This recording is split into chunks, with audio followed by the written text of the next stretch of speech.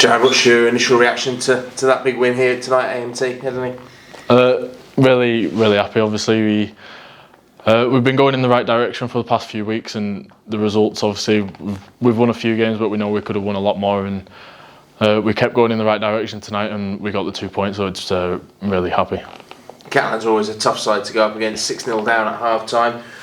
Was the important thing not to overreact to the scoreboard at that stage?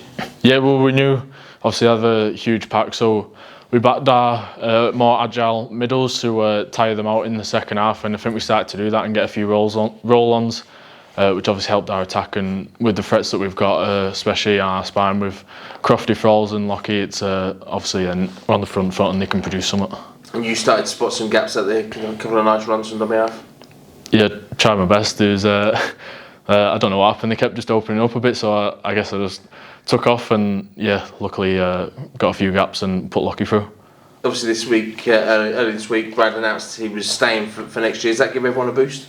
Yeah, everyone's really happy. I think we can all see the impact he's made in the past 6 weeks, I think it is, and just the honesty he's got with the group, and he's made us a lot more honest with each other, which I think is keeping us all accountable, and that's what you need in probably a professional environment like this. And yeah, it's obviously really positive, going in the right direction. We're all happy to have him for next year. What was the reaction when you found out in midweek that he'd agreed to stay for 2025? Just everyone really happy. Just obviously, I think we all sort of were getting a gist that he might want to stay, which obviously we want. We've obviously seen what he's done in the NRL, and just in the 6 weeks we've seen how professional he is, and that's obviously what we want at the club. Back-to-back home wins, Wigan and now Catalans. Does that put us in good stead to kick on in these final month of the season?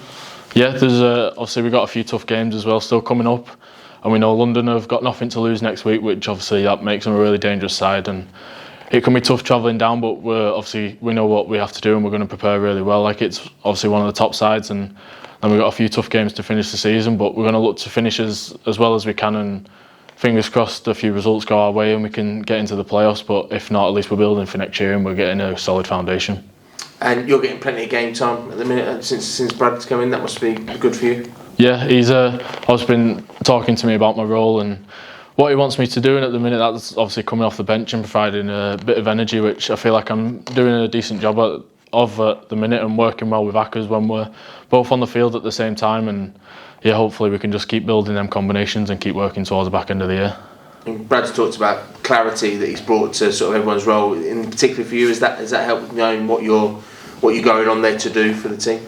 Yeah, well, he's obviously spoke to me and he's told me what he thinks I'm good at and what he obviously wants me to work on going into next year, and it's obviously just give me a boost knowing what he thinks and just the bits that I need to work on, so I can just knuckle down on them and obviously keep improving every week.